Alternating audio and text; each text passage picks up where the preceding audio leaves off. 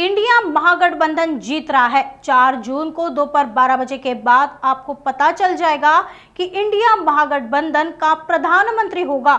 ऐसा दावा शिवसेना उबाटा गुट के नेता संजय राउत ने आज किया, लेकिन शिवसेना प्रवक्ता संजय शिरसाट ने उनके इस दावे पर चुटकी ली।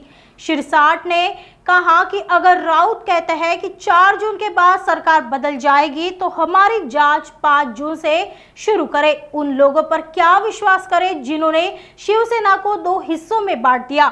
दलभद्री पैर के ये लोग जहां भी जाएंगे वहां नुकसान ही होगा। 4 जूनच्या नंतर सरकार बदलणार आहे हे जेव्हा ते सांगतायत आणि दुसरीकडे दलदलीत फसलेलं सरकार त्यांनी पैसे वाटल्याचं सांगतायत, अहो जर सरकार बदलणार असेल तर 5 जून पासून आमच्या चौकशा सुरू करा, आमच्यावर कारवाया करा।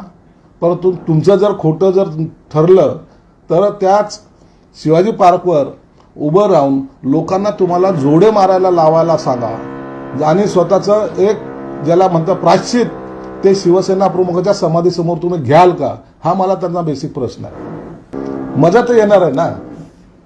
हे आघाडीमधले असलेले 27 पक्ष हे एकमेकावर टीका करण्यामध्ये वर्षभर घालवणार आहेत। तुझ्यामुळे सरकार नाही आलं, तुमच्या कमीमुळे सरकार नाही आलं, तुम्ही असं बोलल्यामुळे सरकार नाही आलं, हे असे एकमेकावर गंभीरपणे आरोप करण्यातच यांचा सर्व टाइम जाणार आहे। म्हणून सरकारच्या आलेल्या सरकारच्या वर काही बोलण्यापेक्षा यांच्या आपसामधल्या लाथाळ्यावर हे सर्वात जास्त चर्चा होणार आहे।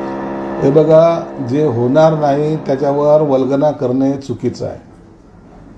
सरकार जेव्हा येणारच नाही त्याचा 48 तास काय 48 मिनिटांमध्ये सुद्धा काही घडणार नाही। म्हणून आता त्यांनी फक्त या स्वप्न पाहावेत।